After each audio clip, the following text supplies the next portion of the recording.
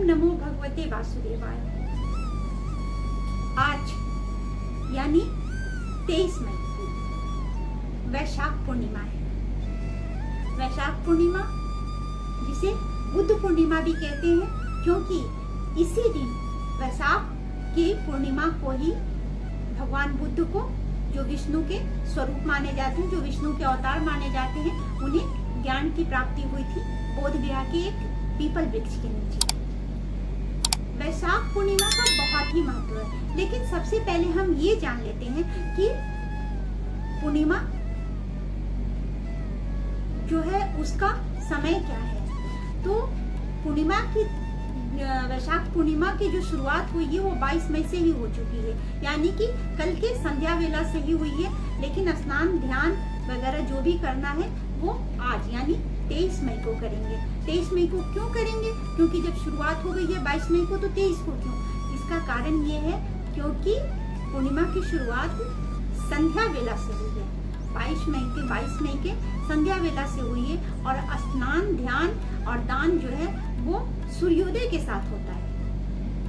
तिथि सूर्योदय में जिस तिथि का उदय होती है उस तिथि को ही स्नान ध्यान और स्नान दान करते हैं। तो 23 मई को यानी आज जो है सो उदय में है, और ये संध्या 7:00 तक रहने वाला है। तो ये सुबह का पूजा भी हो सकता है, और शाम को जो चांद को अर्घ देना है वो भी कार्य संपन्न हो जाएगा। इसलिए आज यानी 23 मई की तिथि को वैशाख पूर्णिमा को मनाया जा रहा है। वैशाख पूर्णिमा का सबसे बड़ा महत्व ये है कि इस दिन एक कथा सुननी चाहिए। अगर आपने उस कथा को सुना तो आपके जीवन में जो है कष्ट नहीं रहेगा और आपकी मनोकामना पूर्ण होती है।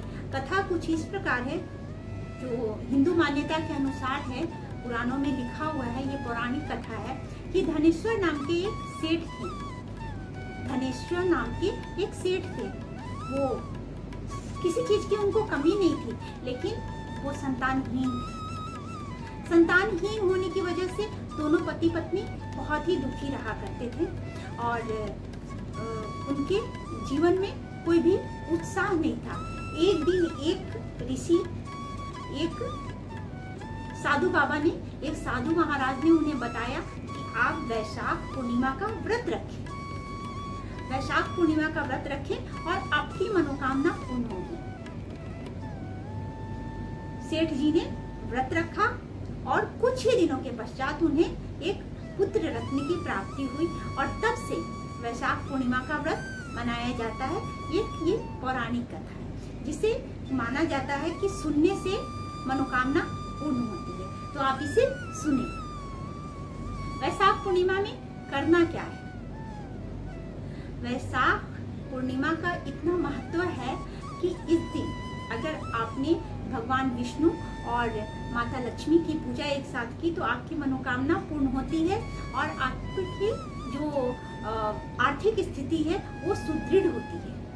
इस दिन आप कौड़ी की पूजा करके, कौड़ी लेकर के माता लक्ष्मी के पास पूजा करके उसे अपने तिजोरी में, जहाँ धन और गहने रखते हैं वहां रख दीजिए, तो माता लक्ष्मी प्रसन्न होती है। इसके साथ पितृदोष भी, वैशाख पूर्णिमा को पितृदोष भी खत्म करने का, उसकी समाप्ति के भी उपाय किए जाते हैं। इसके लिए क्या होता है कि आपको पीपल की पूजा करनी पड़ती है, और पीपल के नीचे अगर सरसों तेल का दीप जलाते हैं तो माता प्रसन्न होती हैं, और माँ लक्ष्मी का वरदान मिलता है, माँ लक्ष्मी का आशीर्वाद मिलता है। इसके साथ आप चांद को, चंद्रमा को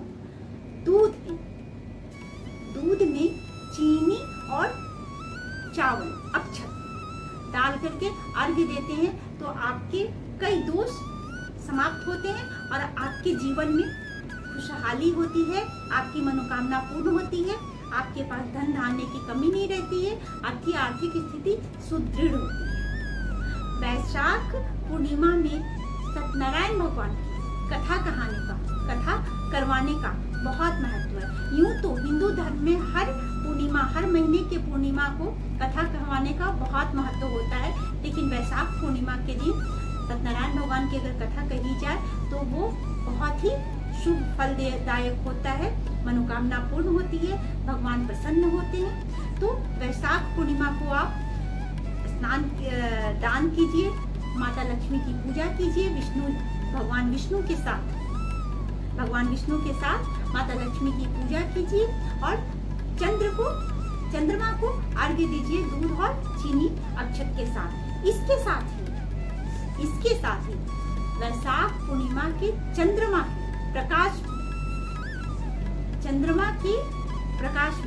के नीचे आप कुछ समय व्यतीत कीजिए। इससे भी आपके कई दोष कटते हैं, आपके जीवन के कई दोष कटते हैं।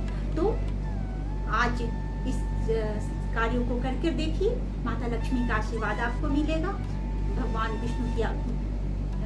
विष्णु का आशीष आपके साथ रहेगा, उनका आशीर्वाद आपके साथ रहेगा और आपके जीवन की सारी कठिनाइयां खत्म होंगी, सारी कठिनाइयां समाप्त होंगी और खुशहाली आपके जीवन में आएगी। सारी आर्थिक स्थिति से अगर आप कहीं जूझ रहे हैं तो वो भी समाप्त हो जाएगा और प्रसन्नता, खुशहाली आपके जीवन में पर्याप्त मात्रा में आएंगे। इसके साथ ही आज की चर्चा को हम यहीं पे विश्राम देते हैं और आगे की चर्चा पुनः जारी रहेगी हमारी। जुड़िए, आप लाइक कीजिए, सब्सक्राइब कीजिए, खुश रहिए, आनंदित रहिए, प्रभु का नाम लीजिए, प्रभु का आशीर्वाद आप पे बना रहे। जय श्री